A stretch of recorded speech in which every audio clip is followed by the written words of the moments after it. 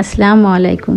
অনেক দিন পর আজকে হাতে মেখে করলা চচ্চড়ি করব। সেজন্য দেখেন পেঁয়াজ, কাঁচামরিচ, হলুদ, লবণ, জিরা গুঁড়া আর আদা রসুন পেস্ট নিয়ে এখন হাত দিয়ে ভালো করে কষলে মশলাটাকে মাখবো। মাখতে মাখতে যেন মশলাটা একদম কষানোর মতো হয়ে যায়, নরম। তারপরে আমি করলা দিব। অনেক দিন পরেই করলা চচ্চড়ি করছি। এর আগে এনেছিল ভাজি করে খেয়েছি, আজকে চচ্চড়ি করবো। হাতে মেখে করলা চচ্চড়ি আমি সবসময় ভালোবাসি, আমি করিও হাতে মেখে চচ্চড়ি। ভাজির থেকে আমার এই ছোটো আলু দিয়ে করলা চচ্চড়িটা অনেক ভালো লাগে।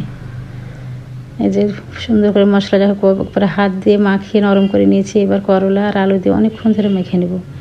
মাখতে মাখতে দেখেন নরম হয়ে যাবে, তারপরে পরিমাণ মতো পানি দেব। এই যে মাখা হয়ে গেছে, আমার অনেকখানি কমে গেছে, দেখেন মাখতে মাখতে অনেকখানি কমে যাবে। এই যে পরিমাণ মতো পানি দিয়ে দিলাম, এবার চুলায় চাপিয়ে দেব।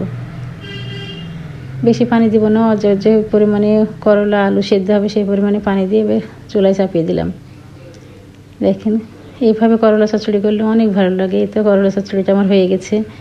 সাইড থেকে দেখেন তেল ছেড়ে এসেছে, তখন বুঝতে হবে যে চচ্চড়িটা হয়ে গেছে। এবার আমি ঢেকে দিয়ে চুলাটা অফ করে দেবো।